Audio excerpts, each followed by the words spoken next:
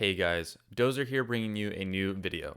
Today we're going to be talking about my ProQuest recap for the past 3 ProQuests, the list I ended up taking to my 3rd and final ProQuest where I finished in the top 8, as well as my thoughts going forward on Prism as we approach the Pro Tour season. So let's get right into the deck tech. First off, we're going to be starting with Prism as our hero, of course. She not only is the Light Illusionist hero, but has a very, very important hero ability that allows us to pay 2 to create a Spectral Shield token. This is perfect for turning on our Luminaris to turn all of our illusions or weapons and illusions attacks into attacks that have go again when we have a yellow in the pitch zone. To combo with these, we're going to be using Hail of Illumination as well as Crown of Reflection in order to have better matchups into various different heroes. Halo to combo with our Vestige of Soul, generally, but sometimes we'll need the extra Arcane Barrier and Aura playing power of the Crown of Reflection in order to get that benefit. So generally speaking, Halo is the default option, but Crown is going to be very useful, especially in the mirror or in matchups where we need more than one Arcane Barrier.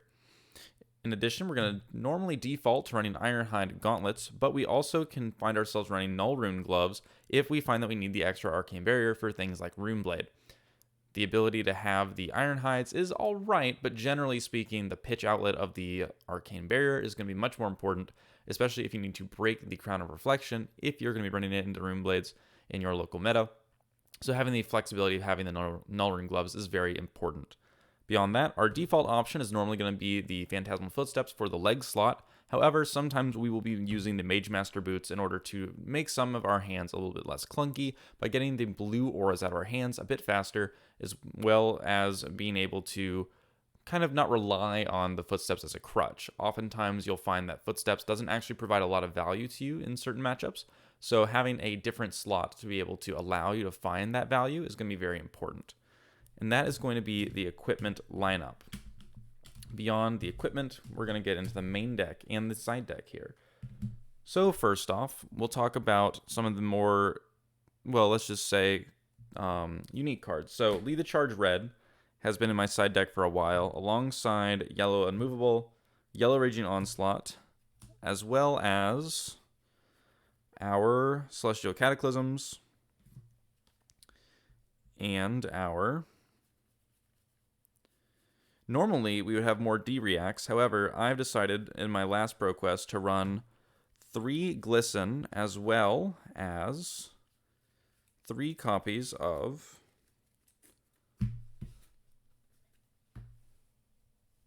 Pierce Reality.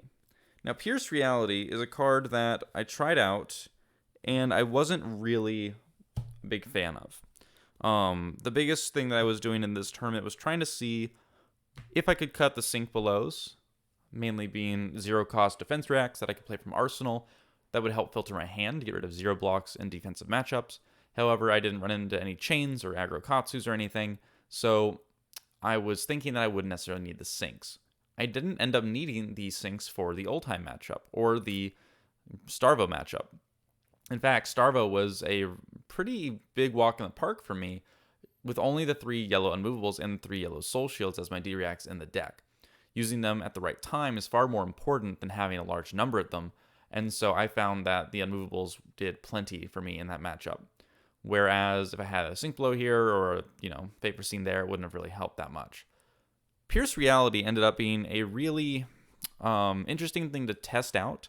My very first ProQuest, I used Pierce Reality, and it did well for me. I mean, I took it to the tournament, it was in my deck list, and I won a lot of games, but what I found in this tournament was that when I was running Pierce Reality, it stayed on the board and didn't produce a lot of value. When I would have a full hand of cards and my opponent's coming at me for lethal damage, all of a sudden I have to block. And if I'm blocking, I'm not getting the value off of the Pierce Reality damage buff, nor am I getting the value off of it as a Kodachi if I don't have any yellows to pitch to give it go again alongside all my other weapons.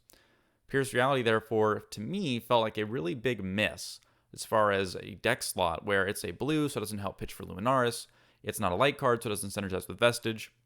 It doesn't block for very much, and it doesn't do anything on play because it's going to not use its ability on that turn to get that immediate impact, and it's not a high priority removal target for your opponent. So a lot of the time they can just ignore it and kill you. In the same vein, I ran Yellow Glisten. Now, I love Glisten, and it's a really fun card, but I had a real reason for running it besides just the meme factor. Yellow Glisten is a card that, for 2 resources, lets you put 3+1 attack counters onto weapons you control. Because the auras that we control are no longer weapons in the end step, the counters do not get removed, so they're effectively a permanent buff on our auras.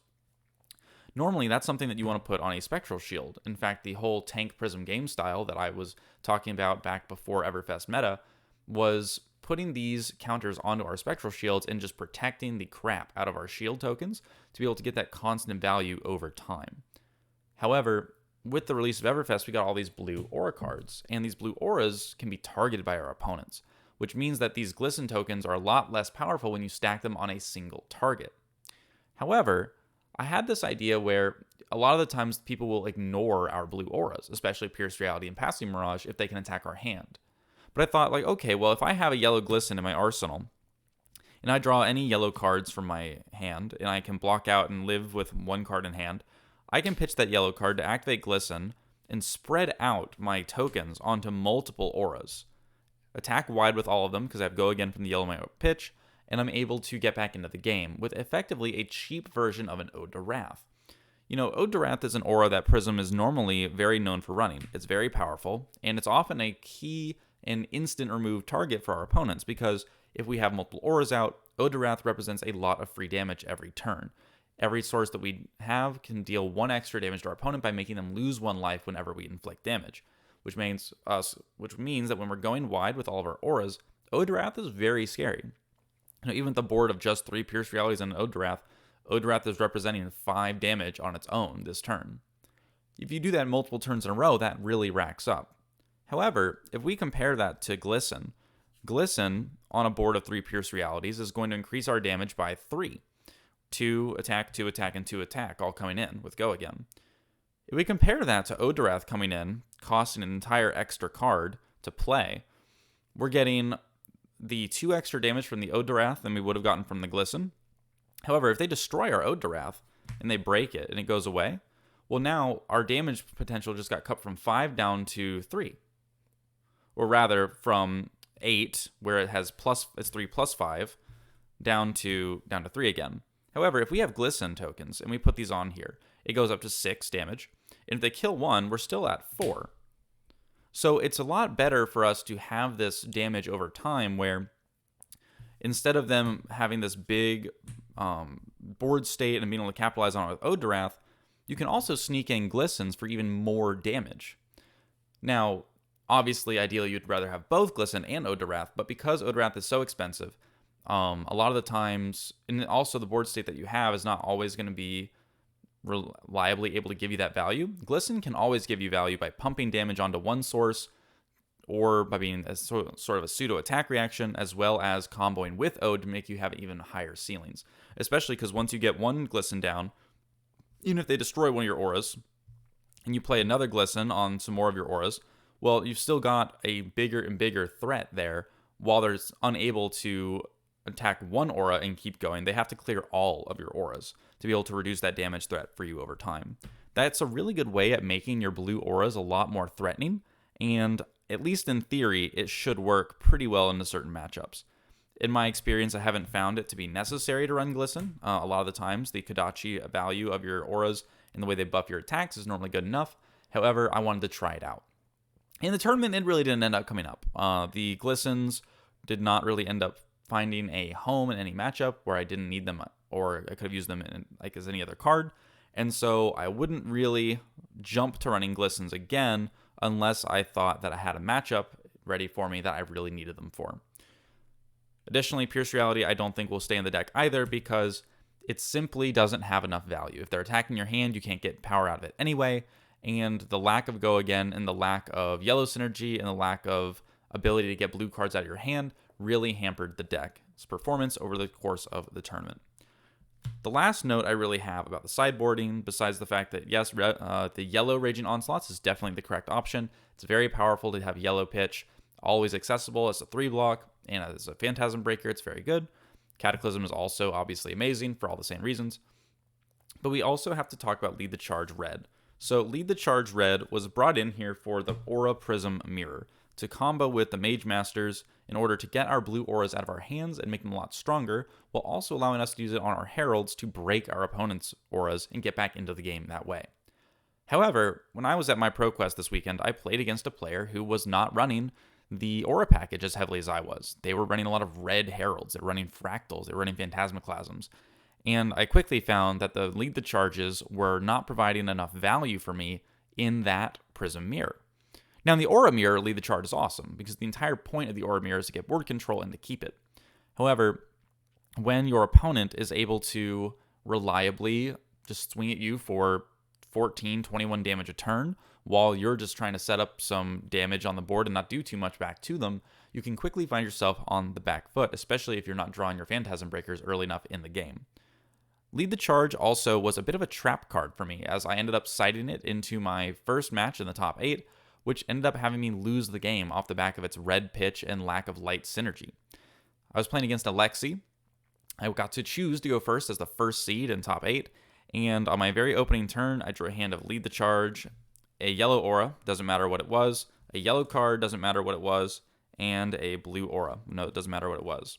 The point here is that I could not play both my yellow aura and my blue aura with this hand because I had a yellow and a red, which does not pay for it, and a blue aura. If I wanted to play the yellow aura, I had to either pitch the yellow card and pitch the blue card in order to get one yellow aura down in Arsenal and lead the charge into a Lexi player, or to play the blue aura and Arsenal to lead the charge and draw up and hope to be able to play my yellow aura on the next turn. These were extremely weak plays and ended up losing me the game because not only did I miss the ability with my 6 reds in my deck to be able to draw into one of them on the first turn, preventing me from using the double aura play, but against Lexi as well, I had all 12 blue auras in. I never drew a hand with 2 blue auras at the same time that I couldn't have just played out with Mage Masters. In the end, when I had this lead the charge stuck for a long time, trying to wait for a time to get some blue auras into play, I was getting pelted by Rain Razor's damage, endless arrows, you name it, taking a lot of damage. And when I finally made a comeback play to attack with an Erudition out of Arsenal, using the Pierce Reality to give it the +2 damage, I drew into another lead the charge as well as an Erudition. I had no floating, so I couldn't even play the second Erudition. In this situation, I had drawn 2 cards that did nothing for me throughout the game, and that was a crippling disruption to my ability to play the game. From that point on, I was behind the whole rest of the game. I could not snowball with my auras, and I ended up losing. So, the thing about Prism is that you really cannot afford to be running reds that are not an absolute bomb in the matchup. I still think that red lead the charge is very powerful and is very good in the Aura Prism mirror, especially if you know that the person you're playing against is on the Aura game plan. Another big thing about playing in Swiss is that all you have to do is get into top 8. It doesn't matter what your win record is, truly. Obviously, in this meta, it helps to be as high up as you can be, but if you run into a Prism and they're your only loss, and you still get to keep your high seeding, but you get intel on what type of Prism they're running, lead the charge is still going to be a good thing to have in your toolbox, to be allowing yourself to scout out what you'll be facing, and then if they are on the aura plan, great, you have the counter. And if they are not on the aura plan, then you don't have to side them in. You know, it's a very good thing to be doing as a tournament kind of approach, mindset thing there. So we'll go into the main deck here. Otherwise, it hasn't really changed too much from where I had it before in the last Prism deck list that I showed on the channel. It's still predominantly the villain Prism list, just switched out some sideboarding cards to try them out and see how they fared. So real quickly, we'll go through that, and I will also link that description for you to make sure that you can see all the things that I was running back then as well.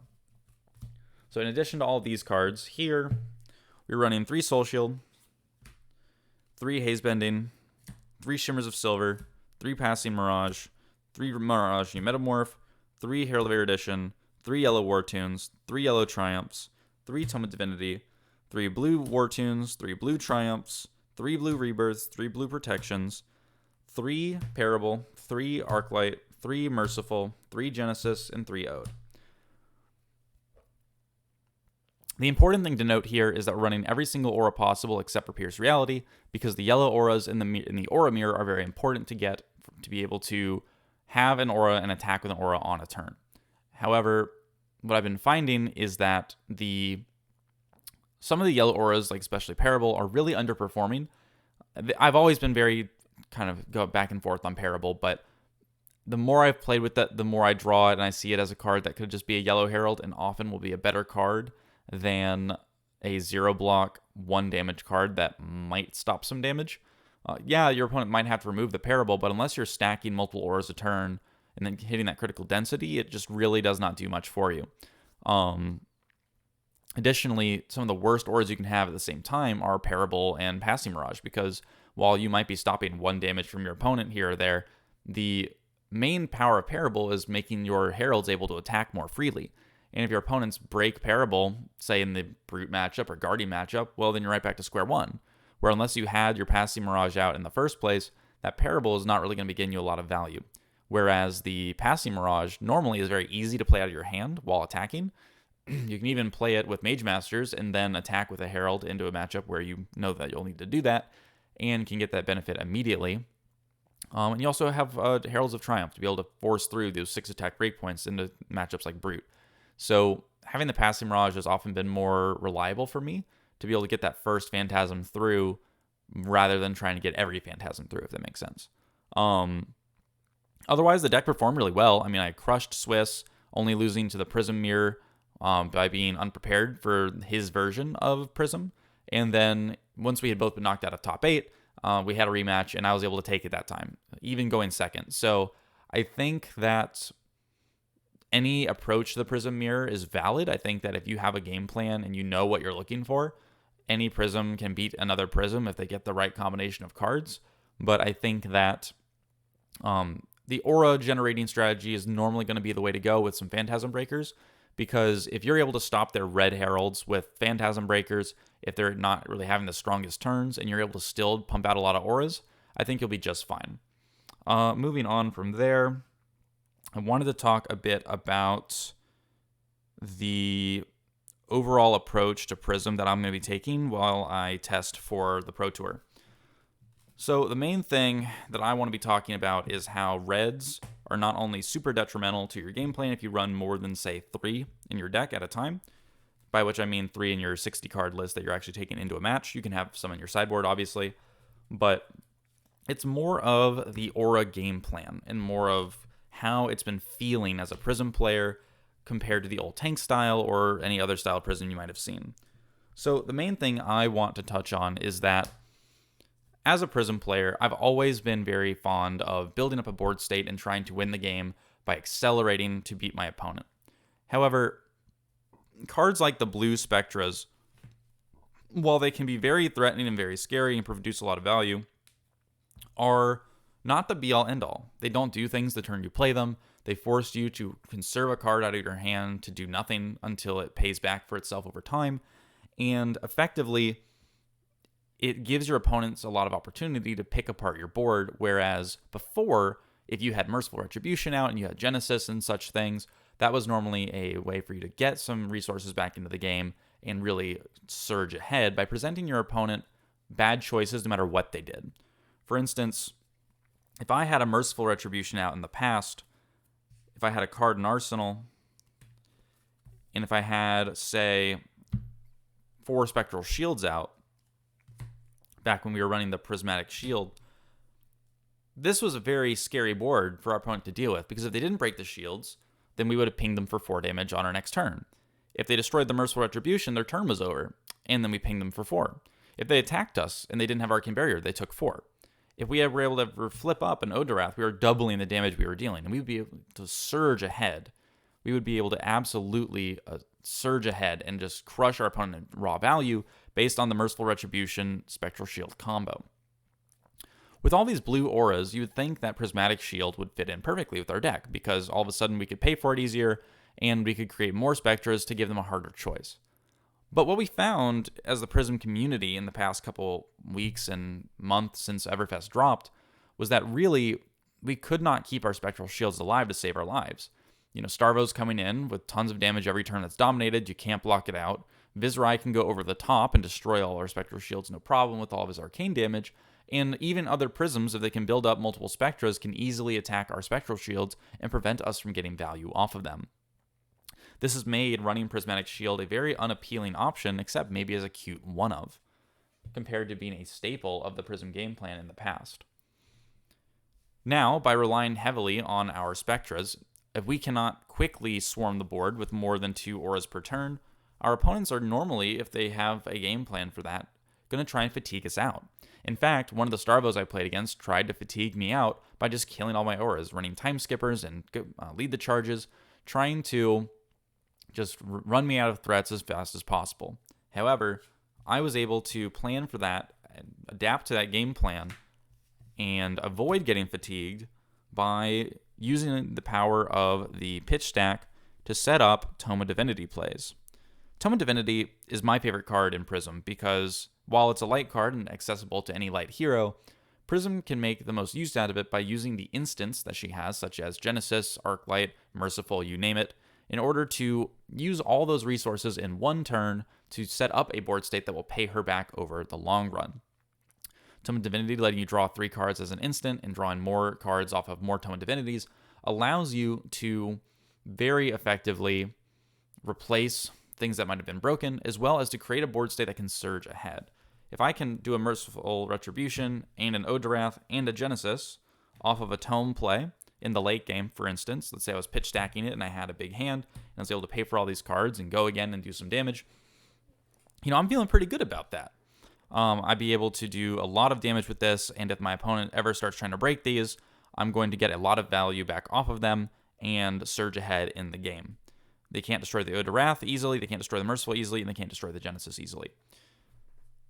Being able to pitch stack like this is very important for Prism players because you need to be able to recognize when your opponent's trying to play slowly so that you can set up this inevitability factor. In fact, Glisten is one of the best cards at helping you set up that inevitability.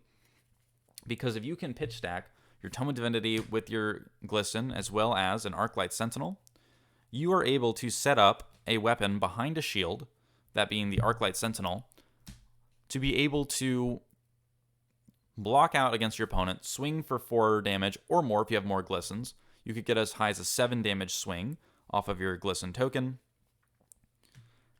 And then you'll be able to block their turn out, prevent them from doing anything, and then on your next turn, you'll have a 7 attack Glisten still and a full hand.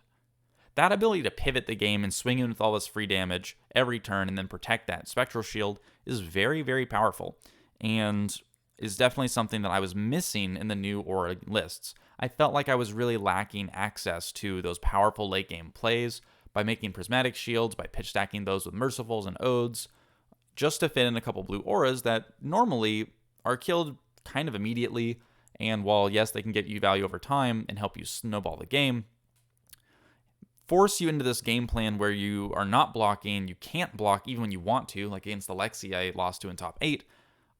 My last turn of the game, I had 2 Tome of Divinities, a Merciful, and a Erudition in hand, no Halo, and I was just stuck there trying to say, okay, well I guess I'll play this Tome for draw 2, and still die to all the damage coming in. It didn't feel like the Prism that I had grown to really enjoy. So going into the Pro Tour season, it's going to be hard to say what build of Prism is going to be the best build. A lot of people have been finding success with the Aura Prism build, and it's very strong. But I think there's still room to be explored in the meta, especially with the Forbidden and Limited list coming out soon. I think that Prism players might start dropping some more of their defensive cards like the Defense Reacts, or even putting in some more aggressive options to help counter some of these decks that are trying to fatigue them, or that have been siding out 6s due to the lack of 6s or Phantasms that Prisms have been throwing at them. I think Prism is going to be a very reactive hero generally. She's always going to have to adapt to the meta around her, and I don't think you'll be able to run the same Prism list forever and effectively just always have it work. I think you'll always have to update your list, update your strategy, update your game plan, because if you don't learn what your opponents are trying to do to get around what you're doing, if you don't understand that people are running tons of lead the charges and Phantasm Breakers to counter anything you try to do, you'll quickly find yourself just really struggling in a lot of matchups. So I think what I'm going to do here is leave that there. And now I'll just talk a little bit about the ProQuest experience overall, and then I can give you guys my newest deck techs and stuff in the future.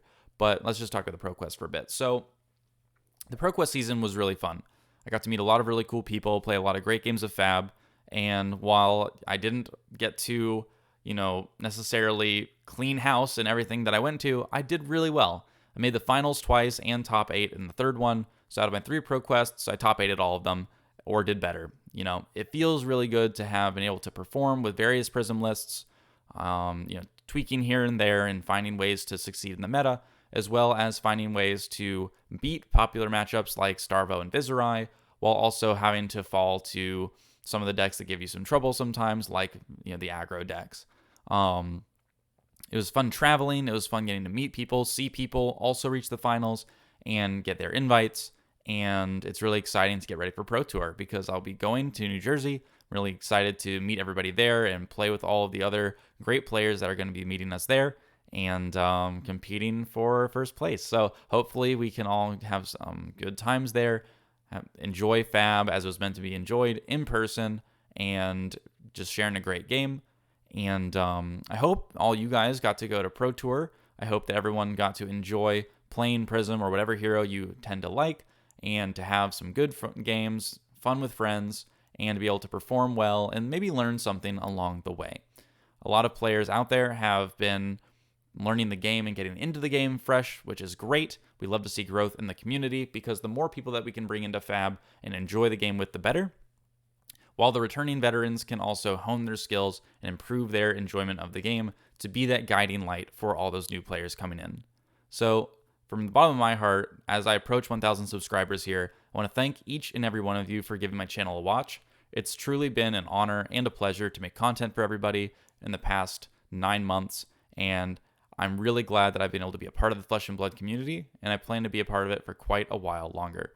So again, thank you everyone for subscribing, for liking, for commenting, for watching, and for just supporting me generally because it's been an awesome ride and I can't wait to see where it goes. Otherwise, take care, and I'll see you in the next video. Peace.